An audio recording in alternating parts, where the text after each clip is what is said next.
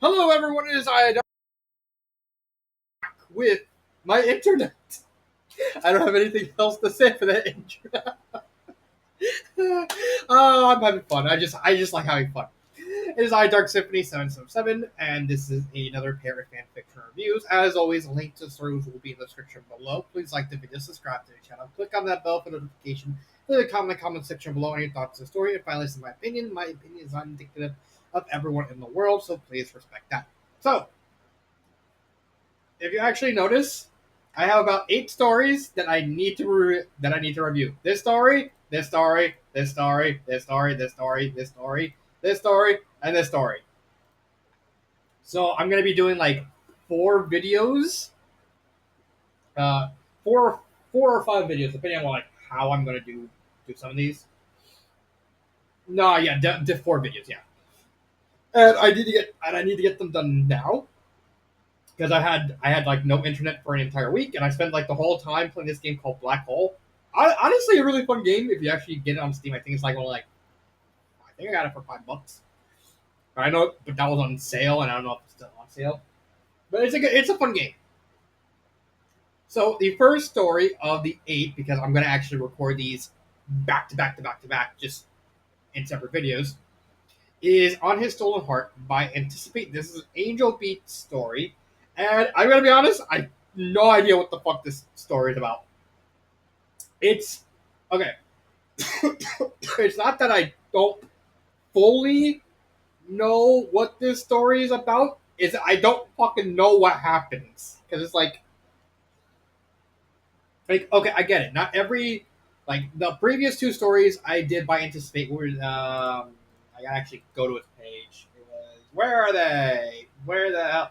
Yeah, Blanked Out, which was about the best Nintendo Wii, and you didn't really need to know anything about the Neptunia series to understand that what's happening in this story. It certainly would help if you actually know about Neptunia, but it's not required to understand what is going on in this story. And where is that other story? Where is? Wait a minute. Where the? Get up.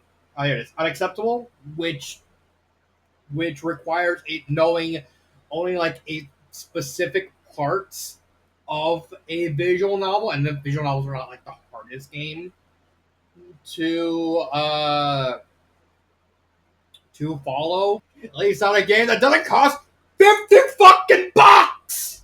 I get it's made by these guys, which is like what arguably the visual novel people. If you want a good visual novel, you go to these guys. $50 is like that's fucking crazy for a visual novel.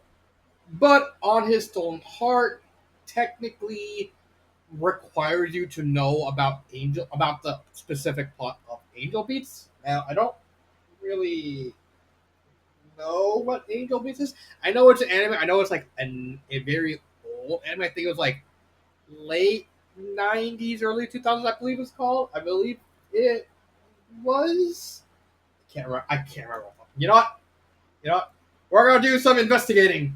Some Angel Beats. Oh, it's 2010. Why the fuck was I thinking? Oh wait, I was thinking of Clannad. I was legit thinking of Clannad because that's done by Psychotic. I believe. Hold on, hold on. I think this was made. Uh, yeah, PA works. I believe they also. Yeah. I'm digging too deep. I'm digging too deep in that. I, I sometimes my mind goes crazy places. But I can happily say that this story does like specifically requires you to know the plot. Unlike the previous 2 stories by this author that I did, where you don't fully need to know, and even with the rewrite story, you don't really need to know the plot in the plot of rewrite to understand what was going on because at least it's clear enough that kind of they kind of show you it. But with this story, you really do need. to know about the plot. But what is the plot of On His Own Heart? Well, this takes place, I think, after the events of the anime. So basically, after the events of the anime ended. It's on the afterlife. For those of you who don't know what Angel Beats is, Angel Beats more or less is, I think, I completely forgot what Angel Beats is about. Angel Beats is set in the environment of a high school and afterlife, a type of limbo for people who have experienced trauma or hardships in life and must overcome them before passing on into reincarnating. That's more or less also. Yep, there. Yep. I knew it. I knew it. I knew they had it. I know they had association with Key because I fucking knew it because I know that I know that fucking art style anyway. But going back to this, so this takes place after the events of I'm guessing after the events of the end. You have two chapters that follow these two. What would be the term? Coordinators, I would say, that act as the student body president for their respective genders. I'm guessing. Like you have the first story, first chapter, which focuses on Kanade Tachibana, who's basically the female coordinator for uh, female student body president. I don't know anything about like Japanese school etiquette. So I don't know if there's like female or male uh, sides to it. I don't know. Correct. Honestly, correct me if I'm wrong. I don't know off the top of my head. And so so in essence, this story actually has two plots, depending on which chapter you read. The first chapter focuses on Kanade as she meets this random red-haired girl who, where was? Um, I don't remember if they. Hatsune. No, not Hatsune. Yeah, I think it's this Hatsune. Named Hatsune, who's just this random girl who decides, I'm going to be your friend. That's basically the more or less the plot of the first chapter, where Kanade's whole role is that she's basically an administrator. That's what I was thinking of. Administrator. She's an administrator whose job it is to help guide all the people inside this afterlife to either pass on, like fully go to heaven, or depending on like if they're good enough, they get reincarnated and they can and they experience happiness all over again and all that. And Kanade is meant to want to help them. She's basically like a guide. Like, I'm going to help you with this, but I can't force my hand. You have to learn. You have to overcome it on your own. So she's just there as a guide. This girl named Hatsune starts kind of bothering her and asking her questions like, "What's your favorite color? What do you do? What do you do? What do you like to do after school? And all this. What's your hobbies?" And the story basically just follows the idea of just Hatsune just asking Kanade questions, Kanade and responding back, and Kanade is just completely confused about the whole thing, and she's trying to figure out what is Hatsune's whole deal, the whole thing. And it eventually revealed that Hatsune does know Kanade is an administrator. One of the rules apparently inside the Angel Beats story is that the administrator, i.e. in this case Kanade, is not supposed to reveal the fact that she is an angel. She's basically meant to run everything behind the scenes, and she has to keep up a mask of illusion in order to basically keep everything real. However, Hatsune knows that Kanade is the administrator, and so is basically trying to help her out. It's like you never really pass away. You never pass on. You never reincarnate. You never really had any friend because you don't want to give this a shot and all this. And Kanade's like, I don't want to. So the story kind of just goes in. So this chapter just kind of goes in a cycle where they're just in a circle, and then we get later where it's revealed that Hatsune was writing this small journal to give to Kanade, right before she reincarnates. Where it's like, so now she basically just wants Kinnaid to be happy. It's like, I just want you to be a friend. It's like, here you go, huh? And it's like a book, and it's like the book is like all the questions and information that Kinnaid answered her. All the questions that she got were in the book, so you can give it to whoever you might want to be friends with, so that way they know you, they can hang out with you, and you can be happy again. And then Hatsune reincarnates, and yeah, we even get like a little note where like Kinnaid realizes that Hatsune is about to pass on and reincarnate, and she's kind of upset. And the story kind of just ends on a cliffhanger where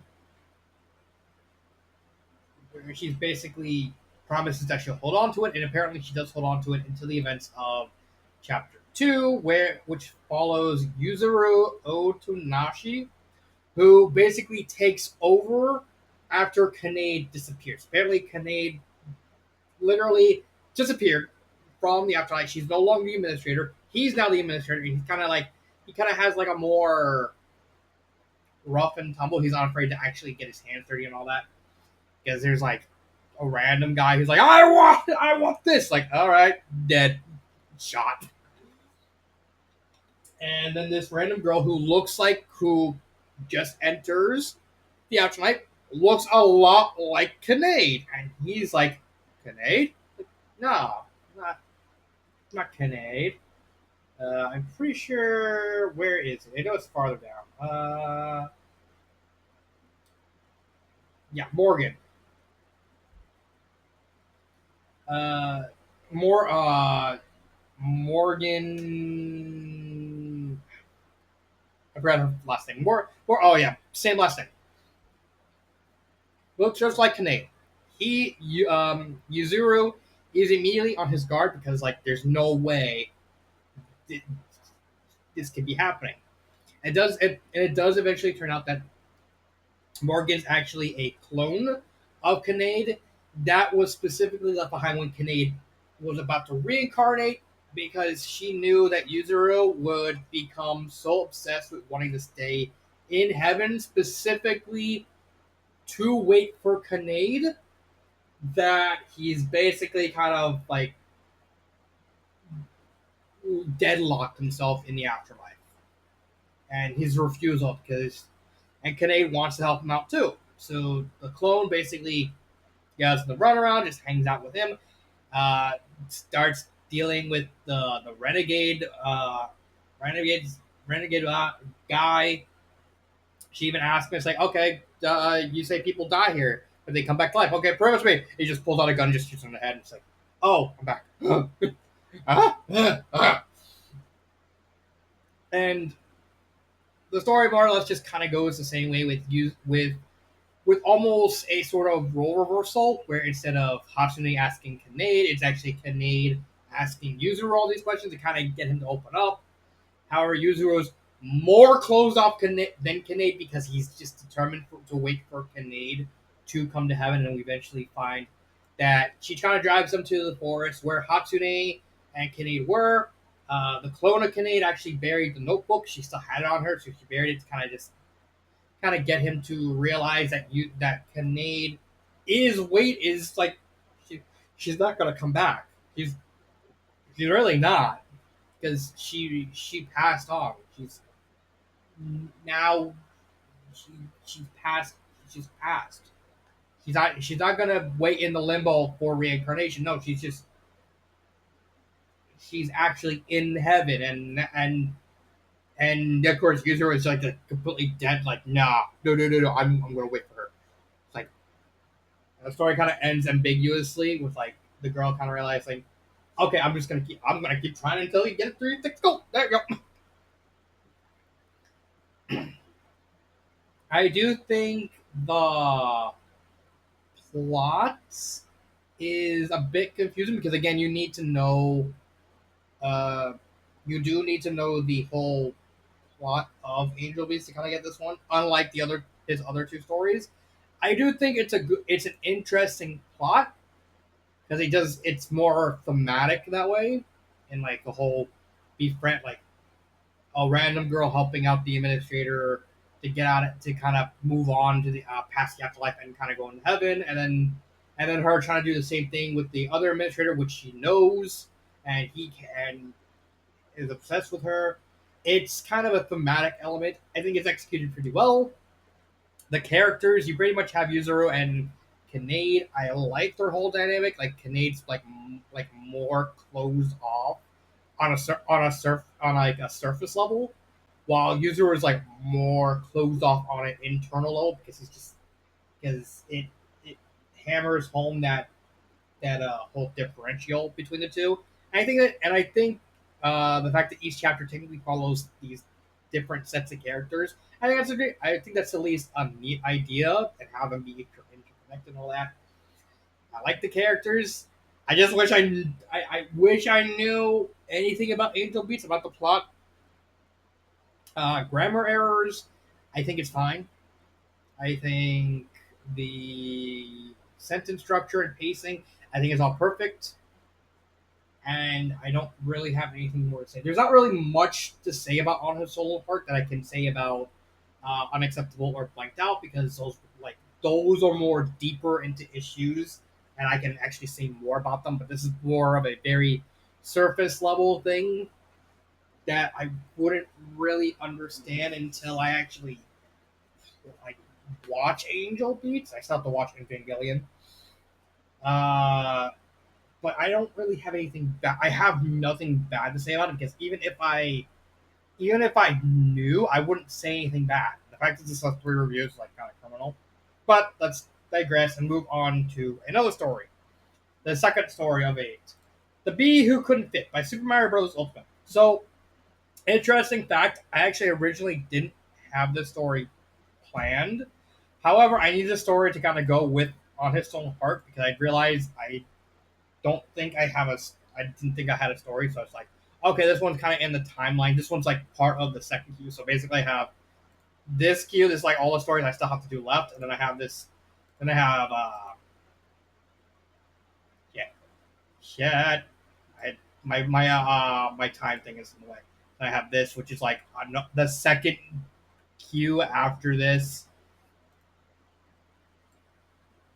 Uh, but I do think this is also the one that I can dig more deeper into because I do have some experience with what's going on in the story. Oh, that's some good sun kissed. Okay, so what is this story about? Well, this story takes place a small time after the world above. Pearl, this little rock girl, is wanting to hang out with the 3 Bs, Brittany, Belle, and Brooklyn. And so they're just hanging out. Then a storm comes, and so they kind of get locked into I think uh, Brittany's house. I can't remember if it's Belle. No, it's either Belle or Brooke's house. I think it is Belle. Yeah, I think it's Belle's house that they're stuck in. And the storm is yeah, it's right. It's right there in the chapter name. Wow. Yeah. Okay. They get stuck in the house, and Pearl asks Brittany, "It's like, how do you know these two? Because Brittany is certainly very different from Brooklyn and Belle." So she asks him, "Like, how did you meet these two?" And that's more or less the framing device of the entire story. It's basically a story that focuses on how Brittany met the 2 B friends. I think that's not a bad, it's a simple plot, story. It's like how these 3 meet up. Here's the thing, and this is the big thing about the story. Brittany has autism, specifically Asperger's syndrome. Now, Asperger's syndrome is more mild form of autism, and I say this as someone who was officially diagnosed with Asperger's around like I think when I was 12, 13 years old. So around 2 decades ago. Asperger's is very mild. You tend to hyper focus on stuff. You tend to twitch. You tend to sometimes switch. You tend to be socially awkward. You actually don't pick up cues from other people. It's very very hard for people with Asperger's to kind of read rooms because they don't because they have trouble understanding body language. I'm going off my own experiences. I know in middle school when I was in LC Swain and I was studying under a very very nice lady, Miss Lyons. And one of her big things is that she was teaching everyone how to read body, how to like understand body language and all that. And that carried into high school because we actually had trouble reading body language. I still have trouble reading body language somewhat. I compared to me and my friends, I'm not gonna say their names. I know who they are, and I don't wanna. And they tend to and they tend to wanted to let me know like not to mention their names in videos if I could. I'll just say Lenny and Curly, Larry and Curly. I'm Joe. They're more severe in how they behave with their autism. I've literally had to teach myself how to not heavily act autistic, mainly because of how I was raised and how I grew up in a very very tough environment, i.e., abused. So so if you see me, I tend to hide my autism very well, but it does come into moments like this channel. The whole channel is basically me talking about a very very esoteric, random ass shit like fan fiction. But okay, but I detoured long enough. So the story stars Brittany and her discovering she's autistic, and how she was very much picked on in class at her original school, and because of all the issues, they transferred to the Honey Hive Kingdom, where they moved. They went to a school, and eventually Brittany had to deal with bullies and like was put in the autism program. I'm saying that because that's what I was in because I think I was part of the first like the first Asperger autism program in America. I know the autism program started. The whole autism thing started like mid 2000s, and I know Miss Lyons had like a big role to play in that. So yeah, I wasn't in the first class, but I was up there because I skipped sixth grade. Yeah, fun fact, I skipped sixth grade. But I got held back and forth. Okay, and the story basically just follows her, go to this new school, kind of meeting the people, and eventually meeting Belle and Brooke, and kind of just befriending them and kind of showing off her quirky thing. I have no problem with the plot because it's at its core, it's just girl meets friends. It's a coming of age story of how she finds out she has autism, and her kind of becoming her own person. It's very simple. It's very down to earth. It's very relatable. I have no complaints about that. What I have a problem with is Brittany as a character. Bear with me on this. Now, I have nothing wrong with Brittany on a superficial character, on a superficial level of her character. She's very quirky. She's very shy. She does act very autistic. And I know, again with autism, it's a veritable school. It's a veritable scale. Like some people act more autistic than others. That's I have no problem with that. What I have a problem with, specifically for this, is Brittany worked better as a side character. I gotta actually go to the page. Where is there it is. In this story,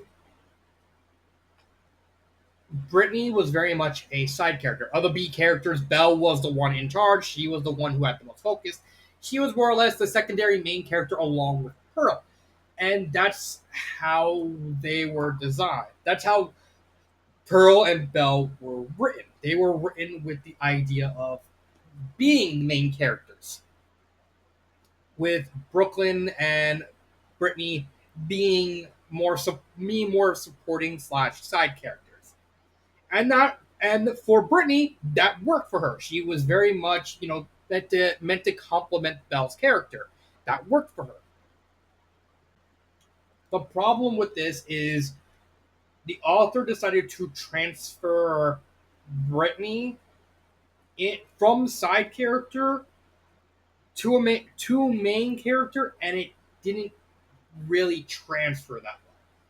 There's no real reason to get behind Brittany as a character because we're conditioned that she's just that she had a bit role in the previous story, and thus not really give it a proper chance to actually fully care for her. Again, as a side character, she worked. I have no problem with her as a side character. The best the best comparison I can think of is actually with this. Remember this show? Remember this show in like the early 2000s? For those of you who know, Jimmy Neutron was a very old Nickelodeon show from like 2000, I think 2002, 2003 that started. And it starred this guy, Jimmy Neutron, who has a big head and he's basically ignore the gigantic fucking pants. It's not about them. And how he builds all these machines and inventions that kind of background he has to deal with like Cindy and other characters. It's a very down to earth, slice of life story cartoon. It's very funny if you know who Hugh Neutron is. It's basically his daddy. But what I want to focus on is Jimmy, Carl on the left, and Sheen on the right. These three have basically the same dynamic that Belle, Brooklyn, and Brittany have. You have Jimmy, i.e., Belle, who is the main focus of the troop, and is the one that is the most important. And also the one that plays off of both characters.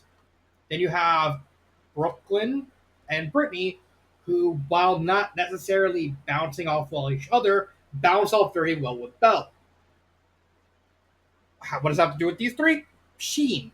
Sheen was a 1-for-1 representation of what I'm talking about with Brittany. He was actually pretty a popular character as a side character. He had lots of fans. He had lots of fun. He had lots of funny moments. He didn't really bounce off Carl that well. He bounced off Jimmy though because he was like a very kooky character. In a cartoon that had like a lot of grounded characters, he was like mostly the comic relief outside of Hugh. And let me actually get Sheen up here. Yeah, this guy. So, what happened? Well, many years after Jimmy Neutron ended, Nickelodeon said, "Hey, we're going to do a sequel to Jimmy Neutron, starring Sheen, called Planet Sheen." Do you want to know what happened? The show sucked because because Sheen suffered from, just like with Brittany, Sheen was voiced from side character to main character, and all the flaws with Sheen that were hidden while he was a side character, because again, he worked as a side character, is now a full in your face in Planet Sheen because he's the main focus of the show. He's unlikable, he's very annoying, he just really didn't work in large quantities. His jokes and obsession with Ultra Lord wasn't that good. And the whole show just kind of floundered and got canceled. Brittany's sort of the same way. Now, she's not as egregious as Sheen. She really isn't because she's still likable in the story. The problem is we're not given any, at least for me, I'm not given any real reason to fully get behind Brittany's character arc. Mainly because Brittany's not that interesting a character. Again, as a side character, about working off Belle, she works. She absolutely does work in that role. But when trying to transfer from a side character, especially one that doesn't really, out of the three B, she's like the least important, to a full fledged main character. There needs to be a lot of work to get to for us to not only get to care about the character as a main character, but also get behind her story when there wasn't really one to begin with. I do appreciate the fact the author tried. I'm not gonna say the story's bad, because I do think it's a very basic catch as can slice of life coming of age story.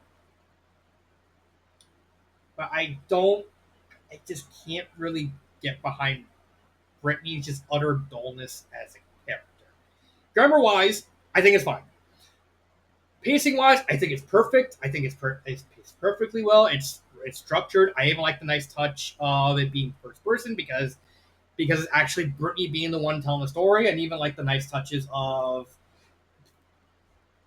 where is it? Where is it? There's not here. Yeah, yeah, right here. No, but not here. Where is it? I'm trying to find it. Yeah, right here. Like right here. When the story goes bold, it's telling you that either Pearl, Belle, or Brooklyn are actually talking. I think for that, it's actually a nice touch. And even like the whole bit where they did like a whole SpongeBob bit. I gotta find it. Like I at least like that bit where oh my god, where is it? Where is the where is the SpongeBob? Hang on. Birthday. Where is it? Where is it? Where is it? Where is it? Where is it? Where is it? Where is it?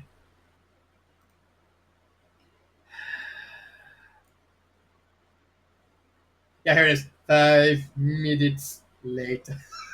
Belle, that is the worst French accent I ever heard. I'll see you do better. And then, of course, later in the story, um, the next day, see, Belle, that's how you do it. Sounded even worse. See, see. I still like Belle. That is honestly pretty dang hilarious. And a neat brick joke, even if it's not only in the same chapter. So I don't hate the story. It's just I don't care for Brittany as a character. So let's actually end this. Uh, would I recommend these stories? I would recommend. Sorry about that. I would recommend both these stories. I do. I do think this is actually a better story than this, but there's not much I can say about either. I can't say much more about the story. There is nothing I would change about the story. I don't really have a favorite part. Favorite part, obviously, is the SpongeBob references. I'm sorry, those were just very hilarious callbacks. I have to give the author kudos for that. When it comes to fixing the story, there is surprisingly a lot of ways you can do it.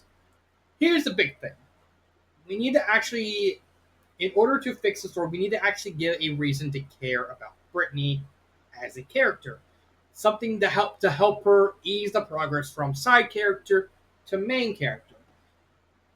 However, that causes a problem due to the fact that a big part of Brittany's character is the fact that she's autistic. And a lot of autistic, especially ones who've been picked on a lot, tend to want to be by themselves.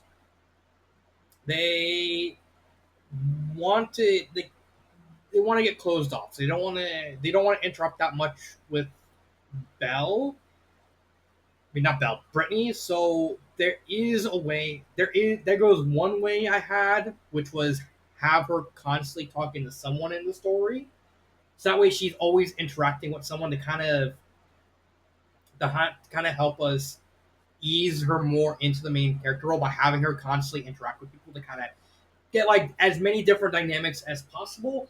Another thing you can do is actually show off her love of power ups. That's basically a big thing with her.